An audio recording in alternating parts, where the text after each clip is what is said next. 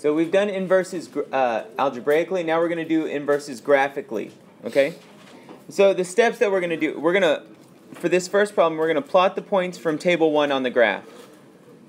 Okay, so let's go ahead and do that. Alright, so we've gone ahead and graphed it. Now, the next step is to switch the x and y coordinates and record that in table 2. The reason that we're going to do that is because yesterday, whenever we were solving algebraically, you would always just swap x and y, right? So graphically, to graph the inverse, you also just swap all the x and y coordinates. So we have 10, 3, or 10, negative 3, 7, negative 2, and so on. And we're going to fill out this chart and then graph that line. Okay, and we've plotted all those points on the graph. Now I'm going to draw the line y equals x. So y equals x has a y-intercept of 0, a slope of 1, so it's the diagonal that goes right through the center.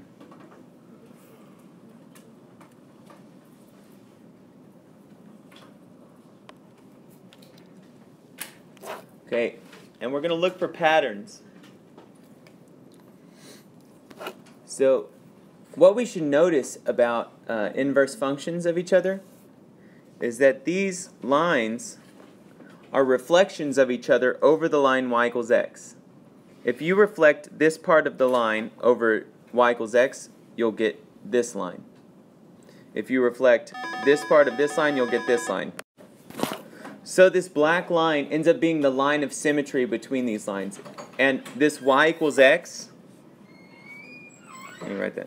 This y equals x will always be the line of symmetry for inverse functions. Okay? So take note of that. Now let's think about this original pink line. This slope was negative 3 because it went down 3 over 1. Down 3 over 1. So this is negative 3x, and it had a y-intercept of 1. So if I wanted to figure out what the inverse function was, I could take that negative 3x plus 1 and swap x and y and solve, right? So let's do that. X equals negative 3y plus 1. Subtract 1 from both sides. X minus 1 equals negative 3y. Divide everything by negative 3. That'd be negative 1/3 x plus 1/3 equals y. Well, let's look at this blue line that we just drew. Look at the slope of it. Down 1 over 3. That's a slope of negative 1/3. Look at the y-intercept. It's just above 0. That's that 1/3 right there. Okay? So instead of doing this swap x and y, I found the graph simply by just swapping the x and y's of the table. Alright, so the pattern that we should notice is when two graphs are reflections of each other over the line y equals x, then they're said to be inverses of each other. So if they reflect over this line, like this reflects onto this over y equals x, then these two lines are inverses of each other. Okay, so let's just practice writing the inverses again before we get more into graphing. So if I have y equals 4x plus 8, how do I find the inverse of this? Well, first I need to swap x and y. X equals 4y plus 8. Now I can subtract 8 from both sides. X minus 8 equals 4y. And divide each thing by 4. So that's y equals, x over 4 is 1/4 x. And what's 8 over 4? Yeah, 2, so minus 2. This is the inverse. So I've written the equation for the inverse of that relation. If I have f of x, I just treat f of x as a y. Okay? So whenever I'm swapping my x and y, I say, okay, x equals 7 minus 5y. This is written in a slightly different order. What's my first step, though? Subtract 7, because it's a positive 7. So x minus 7 equals negative 5y. Now I'm going to divide everything by negative 5. So I get negative 1/5 x. Negative 7 over negative 5 is positive 7/5 equals y.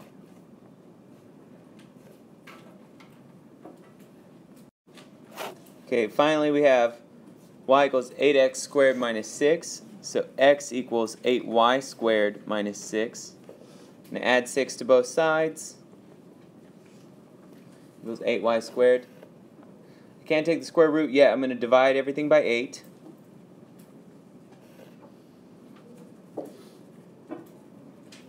So now I have 1/8 x plus 6 over 8 reduces to 3/4 equals y squared.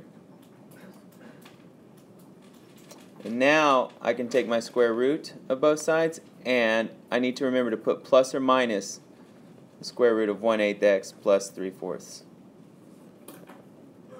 equals y.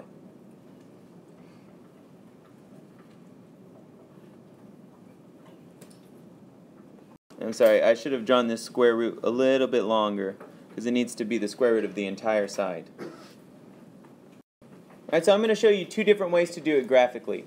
I'm going to do it by swapping in the equation and just graphing both of those lines. Then I'm also going to do it just by making a table and swapping the x and y's in that table. Okay? So, yesterday we also talked about the horizontal line test, which is we can test that on the original function to see if the inverse will be a function. So here we go. We're going to graph the relation. So y equals 2x plus 4. That has a slope of 2 and a y-intercept of 4. So I plot my y-intercept 1, 2, 3, 4. It has a slope of 2, so up 2 over 1, up 2 over 1. I could also take that back 2, down 1, sorry, down 2, back 1, down 2, back 1.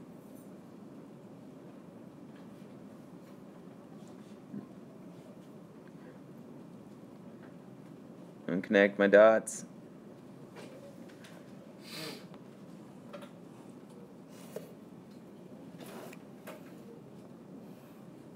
Okay, so this is a line. It's linear. Now, how can I test if the original relation is a function? From a graph, how do you test if this is a function?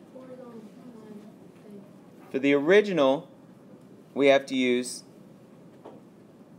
the vertical line test.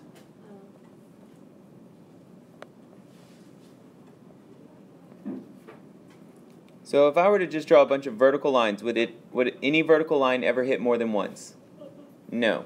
So is the relation a function? Oh, yes.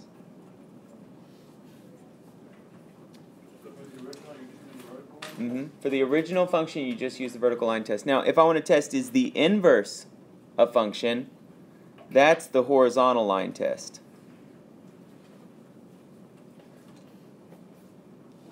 So drawing horizontal lines, will I ever hit more than once?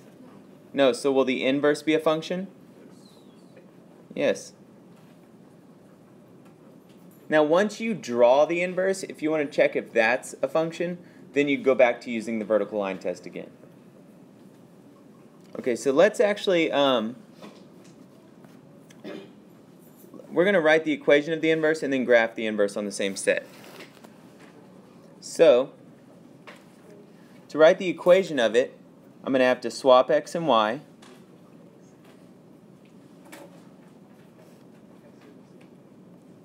So, x minus 4 equals 2y. Divide everything by 2. And I'd have 1/2 x. Negative 4 divided by 2 is negative 2 equals y.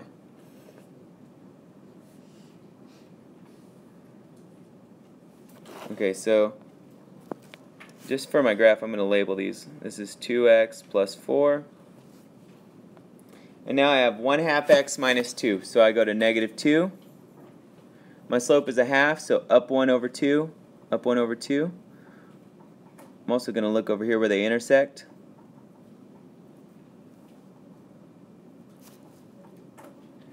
Connect them.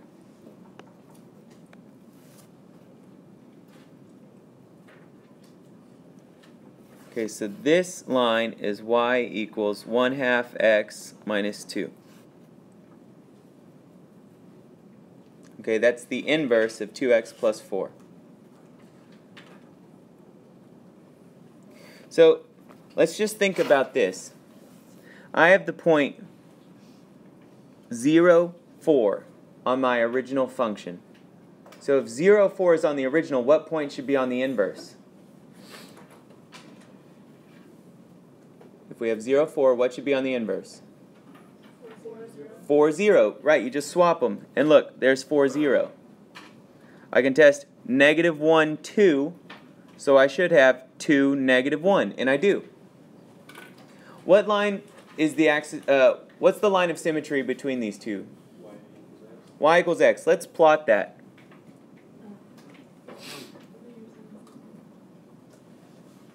Look, if I just did a dashed line, does it look like this was reflected over this line to give me this line? Yeah. If you folded this graph along that line of symmetry, these two graphs would sit right on top of each other. Okay?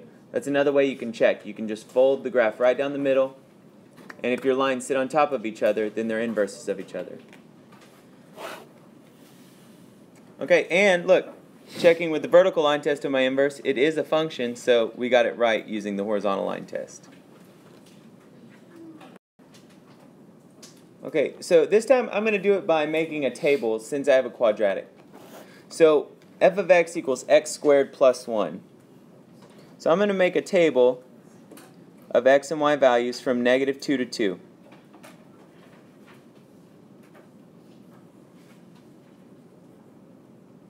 I find the y values just by plugging in the x values and solving. So negative 2 squared is 4, plus 1 is 5.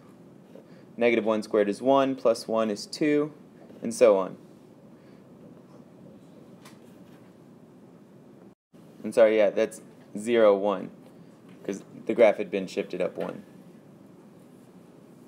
So let's go ahead and plot those points and see what this graph looks like.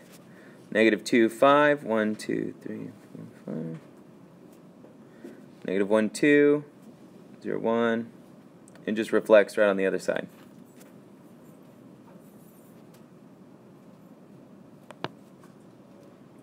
So my graph's not perfect, but it's okay.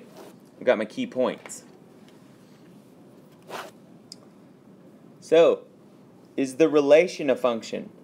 For the yeah, I use the vertical line test. Is the relation a function? Yep. Because quadratics, those are functions.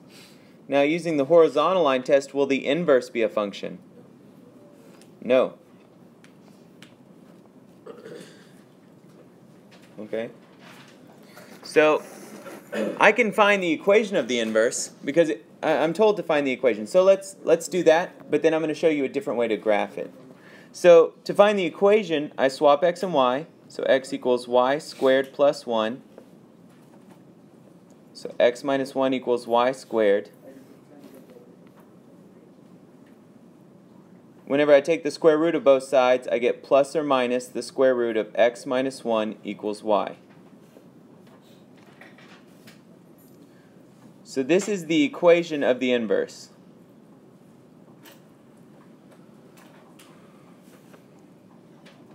But what would be an easy way to graph this?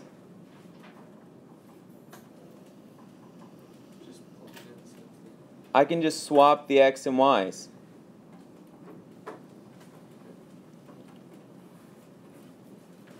Okay, so now I've got my x and y, and I'm going to go 5, 2, 1, 2, 5, negative 2, negative 1, 0, 1, 2. So I swapped the x and y's.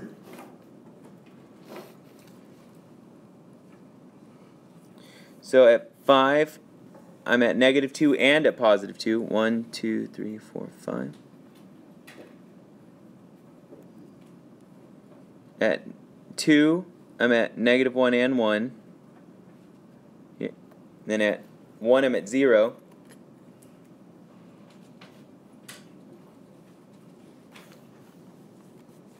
And look, is this a function? Does it pass the vertical line test? No, so the horizontal line test told me the right thing. Okay? And this has been reflected over the line y equals x, which we could be a little bit more precise about. But so the inverse is a reflection over the line y equals x.